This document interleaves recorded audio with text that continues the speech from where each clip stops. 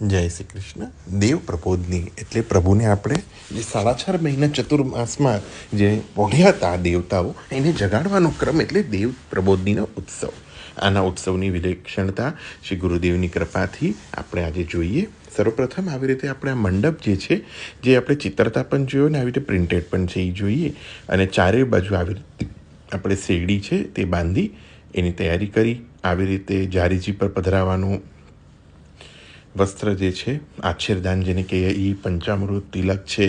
ચારે બાજુ ટોપલીમાં આવી રીતે પોપટી ચણા, રતાલુ, અરવી, કંદ, શેરડી, બોર છે, તાંદળિયાની ભાજી, સિંગોડા છે, આવી રીતે ચારેય છાબમાં સાજી બંને બાજુ આપણે આવી રીતે અંગીઠી માટે કોલસા જે છે તે આપણે આવી રીતે રેડીમેડ જે કોલસા આવે છે એ પણ લઈ શકીએ છીએ.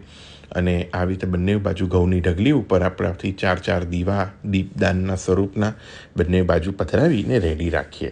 આવી રીતે સ્નાનના ચકલા ઉપર અષ્ટદલ માંડી અને પધરાવી અને પ્રભુને આવી રીતે આપણે જે શૃંગારનો ક્રમ છે 2 જોડીનો એ બધો કરી અને આવી રીતે મંડપમાં પધરાવી અને આપણે સર્વપ્રથમ જે છે તે શ્રી ગુરુદેવની કૃપાથી, ગુરુઘરની આજ્ઞાથી આપણે જે પણ કરશું એની સાથે આપણે આપનો ક્રમ જોઈએ.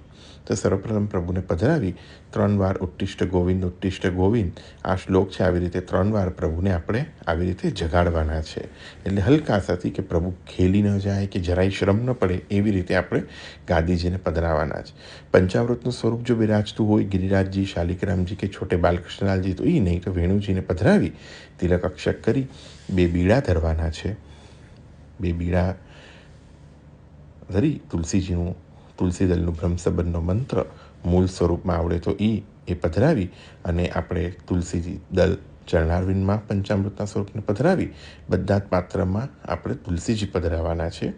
હવે આપણે જે છે તે દૂધથી પંચામૃત કરવાનું છે, દહીંથી કરવાનું છે, પછી આપણે જે છે તે ઘીથી કરવાનું છે, ઘી કર્યા પછી બુરાથી કરવાનું છે, બુરા કર્યા પછી આપણે જે છે તે મધથી કરવાનું છે. એની પહેલાં આવી રીતે રેખા કાઢી લેવાની કે જેથી મધ સુંદરતાથી પસારી જાય.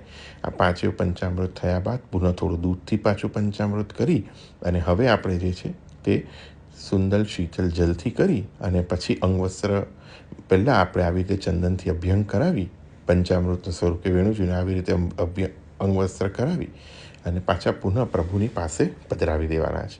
હવે આ પધરાવ્યા બાદ પંચામૃતનો જે શાક છે તે બધો વડો કરી અને સર્વપ્રથમ આપણે જે છે તે પ્રભુને આવી રીતે અંગીઠી જે છે તે આપણે પ્રગટાવીને રાખી હોય એ પ્રભુ પાસે આગળ પધરાવી દેવાની છે.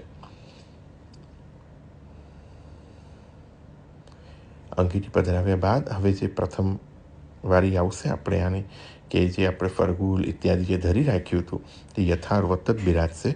હવે પ્રભુને સર્વપ્રથમ આપણે જે છે તે અંગીઠી આપણે સન્મુખમાં પધરાવી છે તેને આપણે આગળ થોડીક રાખી અને ગદ્દલ વગેરે જે છે તે આપણે શેકવાનું છે. એની માટે આપણે પહેલાંથી તૈયારી રાખવાની છે. સર્વપ્રથમ 2 વાર તિલક કરવાનું છે પંચામૃતના સ્વરૂપને અને આપણા પ્રભુ બિરાજતા હોય એમને 2 વાર અક્ષક કરવાના છે, એટલે અક્ષક ધરવાના છે. એવી રીતે જ પંચામૃતના સ્વરૂપને અને આપણા પ્રભુને બંનેને અક્ષક ધર્યા બાદ હવે જે છે બંને સ્વરૂપને આપણે તિલક અક્ષક કર્યા. તિલક અક્ષક કર્યા બાદ હવે આપણે જે છે તે સર્વપ્રથમ આપણે આવી રીતે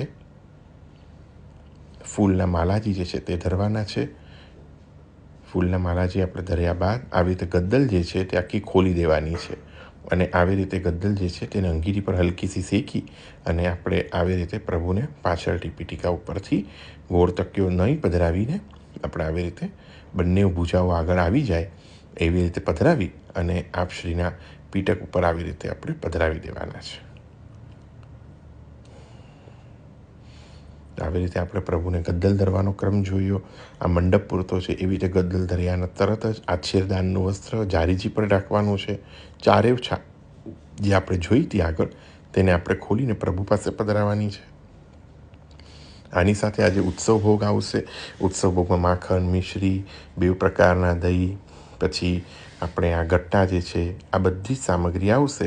એના પહેલાં આપણે આવી રીતે તુલસીદલ લઈને સમર્પણ કરવાનું. ચરણારવિંદમાં બ્રહ્મસબનનો મંત્ર મૂળ સ્વરૂપમાં આવડે તો નકર અષ્ટાક્ષર મંત્ર બોલી પ્રભુના ચરણારવિંદમાં તુલસી જ પધરાવવાના છે.